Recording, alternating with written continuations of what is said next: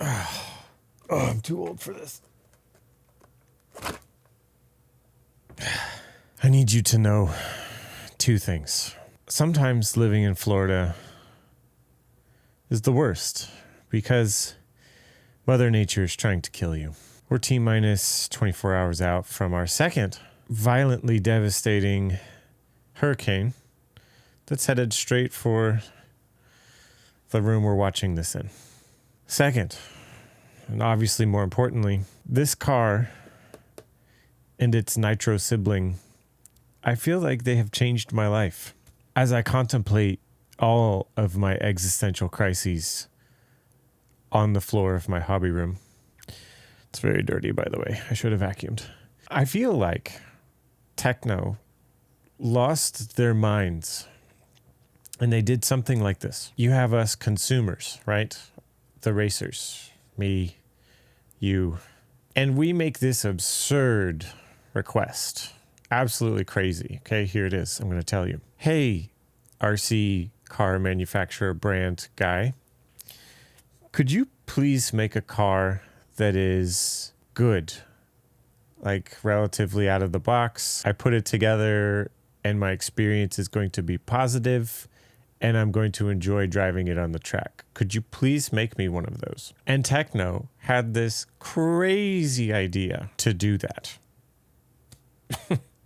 They said, you know what, Mr. RC Racer guy or gal, we're going to make a car that just works out of the box. That's crazy. I'm getting out of here. Hey guys, welcome back to another video. My name is Ryan Styles Harris, and in today's video, we are going to be going over the TEKNO EB48 2.2. I apologize for my brief floor shenanigans and the existential crisis I was having. I wanted to talk briefly about how awesome, truly wonderful I think it is that Tekno has developed two very good cars out of the box. I can't stress it enough how important I think that is for today's RC market to continue to grow and develop. When you make a product that works well out of the box, I think it bodes well for a lot of newcomers, people that have been around for a long time, because they can drive the car, it performs well, and there's a little less drama involved. Perhaps our joy experience is going to be sustained and a little bit higher over time, which would hopefully make for some happy RC racers. I will note and understand where we have come from in the world of RC. If you dove back to the early and mid 80s, the things that would show up for a world championship title back in those days, it wasn't uncommon to see custom made cars. Something that some guy made in his garage with a few handful of spare parts, and he would show up and it would either work or it wouldn't. We've come a long way from those days, and I can appreciate that. You take a company like Tekno or many of the other brands, they spend a lot of their big hard-earned dollars and develop a car that hopefully us racers will enjoy, and then go on and win local races, national titles, world championships, right?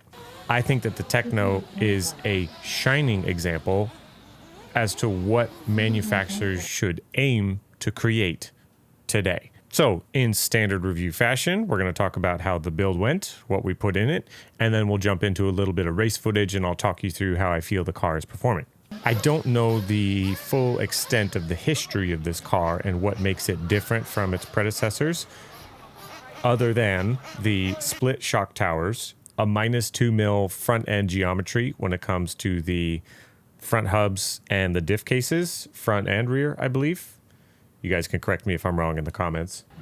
We see universals throughout the car, some nice tunable sway bar mounts, positions, bushings. I don't know what you want to call them, but it's really neat the way that they tune the slop of the front and rear sway bars.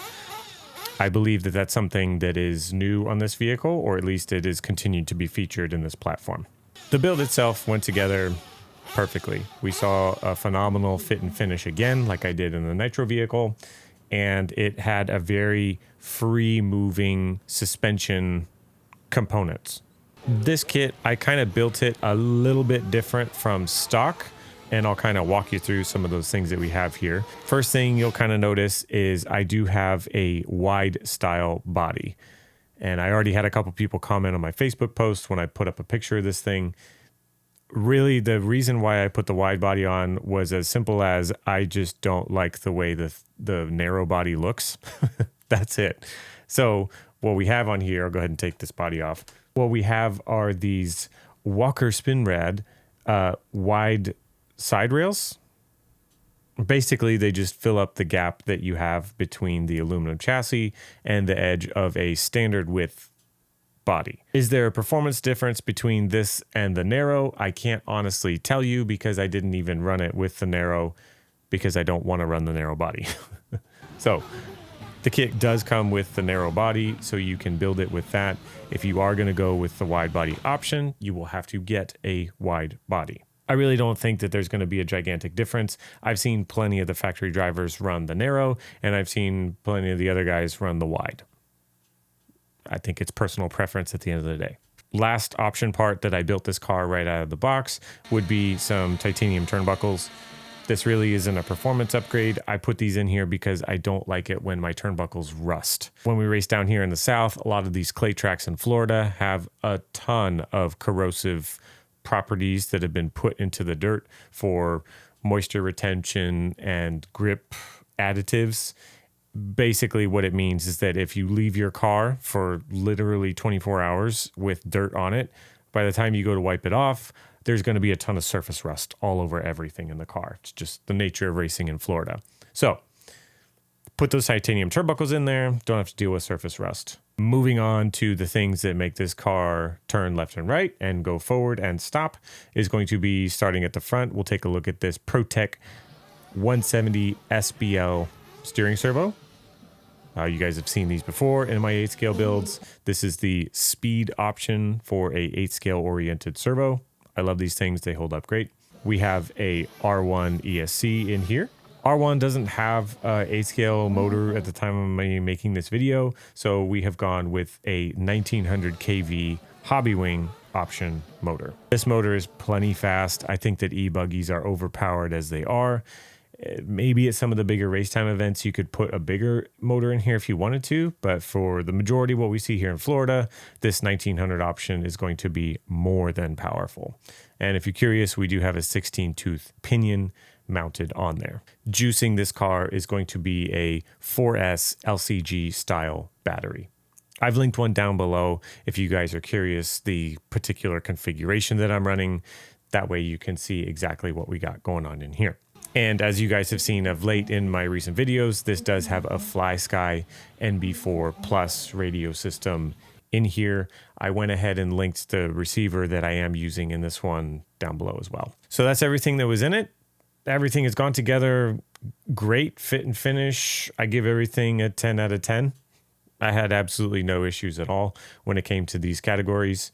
Oh, and before I forget, I did put the same springs that we had on the Nitro car in this one. We have the 78 millimeter TEKNO springs in the front and the 73 millimeters in the rear. Again, it's something that the TEKNO guys like to do, and it does feel good in this car. We'll talk more about it when we get to the racing side of it. I've linked these down below so that you get the exact ones for the front and rear, so there's no confusion.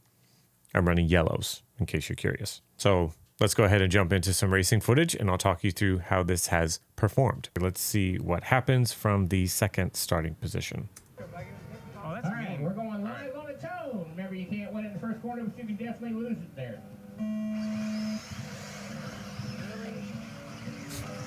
Blew it in the first corner.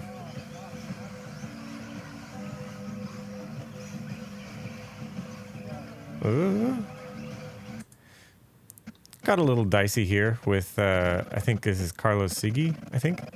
But didn't really take him out. Just kind of, it was a really hairy situation because you can see Gabe is getting ready to absolutely smoke me on the inside of this corner. So I knew I was in for something. We kind of got collected with his rear tire. I did not mean to push him. He didn't spin out, so we just kept turning into our line and just seeing how this unfolded. Gabe obviously got the best of it. He just kind of motored right by us, and then yeah, got the rest to see what's going on here. Oof. I almost took Gabe out there, so I did wait for him. I kind of give him the spot back right here in this corner. Now we settle in. You can see, so I won't do this throughout the whole race, but you see all these dark patches right here? All this? That's like ultra grip. Everything that is just outside of that is dust and potholes. So when I came into this section here, I really didn't know what was going to happen. And so I kind of tapped the brakes a little bit to keep the car nice and tidy around this apex. And the car just skid and it wanted to slide out. Didn't lose control, but it was like, okay, mental note, got to kind of take it easy through there next time.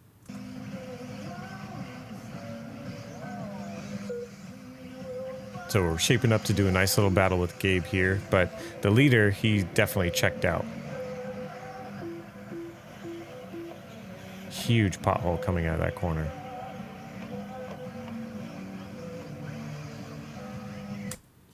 I have to make this comment specifically for you, Mr. Santiago, if you're watching.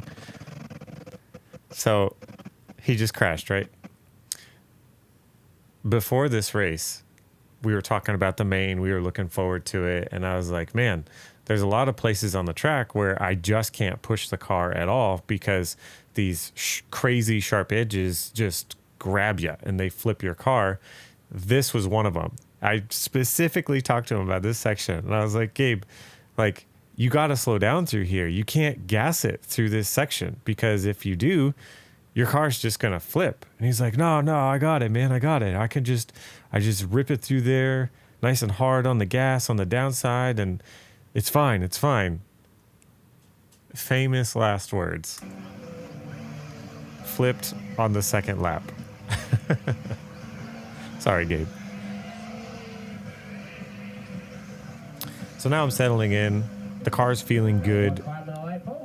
I'm seeing where I can push it, and I have a decision to make. Ooh, going for the triple over the table there. I'm driving the car, what I would say, at about 90% because I don't want to lose this race because of the potholes and the sharp edges. So this car is very easy to drive exactly where you want, and it can go fast when you want it to. Some of you guys, if you've driven some pivot ball style cars, the only way they go fast is if you drive them hard. And that's fine. Obviously, we're racing. We're trying to put in our maximum effort. But what I like about this car specifically is that if I need to drive it at, say, 80%, it doesn't get upset. It just says, okay, that's what we're doing right now. Actually, this section is the perfect example, what I just talked about with Gabe. I saw this section as a high risk, low reward. So what did I do? We literally just coasted through this section right here. Coast, because that sharp edge line you see right there, there's a bump here, there's a kicker here, there's sharp edges right there, and then coming into here, there's a braking bump here, and then there's a giant pothole right here. But this little section right here between the pipe and that pothole is about a car width wide. And I told myself, okay, I know that I can just slowly drive this car through this section and I can hit my marks. That's it. It's very simple. Some of the cars I've driven in the past, if I try to have that kind of driving style, they punish me for it. They don't like it. The car doesn't generate grip. It doesn't steer, doesn't rotate how it needs to. This car, I can drive it at the speed that I feel comfortable, and it has a similar reaction. Again, it's something that both of the nitro car and the electric car do very well.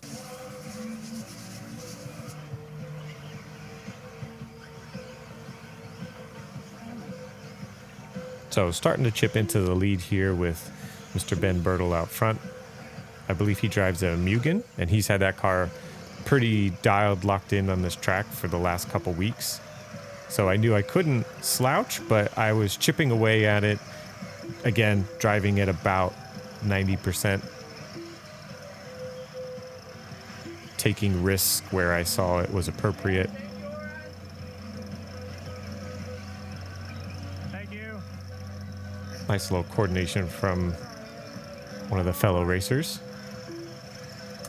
This doesn't seem like much, and I want to talk about something that's specific to how this car handles. Again, it's a shared trait with its Nitro sibling. This section right here it seems pretty simple. The features are pretty small. There's not a whole lot of craziness going on, but I want to talk about how this car can prepare for a corner quickly, and it doesn't really punish you. So coming around this corner, this is loose dirt. I go through a pothole, so you have less grip. The suspension is getting unsettled on the approach. So go through a bump right there. You can see it. And then I am hoping the car is gathered up again. And then this is mostly like Ebuggy things. Their power is so instant that right there, I just yank a handful of trigger and the car just jumps nice and straight. It didn't want to continue to rotate or swap back the other way. It just hit the jump face and said, okay, cool. And I just hit that downside perfectly. And this was the first time, I don't know if it was this lap. I think I've done it a couple laps in a row at this point, but I did not attempt this table triple at all until this main. And it was just because I could feel the way the car was squaring up out of corners that I said, you know what? I think that I could do this and it's not going to be too much issue. So case in point, fantastic squaring up ability with this car. Thank you, sir. Watch forward, watch forward. Got one stuck in there again. Ben stuck it on the pipe. Not really how I wanted to get into the lead. I thought that, we were shaping up to have a nice little battle here in the last couple minutes, but, sometimes that's the biggest competitor is not the other cars around you, but the track itself. So unfortunate moment there for Ben. So now my race management strategy is, do I maintain the gap? Do I build it? Do I keep having to do the harder sections of the track that certain way, or can I go back it from 90%? Can I drive it at like 85% and still maintain the lead? Because a track like this, as small as it is and as simple as it seems, it has all of these dynamic characteristics that will absolutely wreck your racing attempt.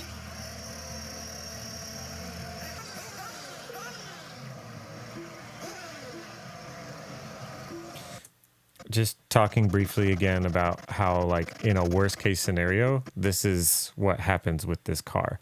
So coming in, when you go, so in this section here, you go a little bit wide so that you can stay as close to this pipe as possible, because you can't see it from this perspective, but this right here, this edge where the dirt gets dark, it was literally a wall. If your car hit it, it would come to a complete stop because you hit it like sideways.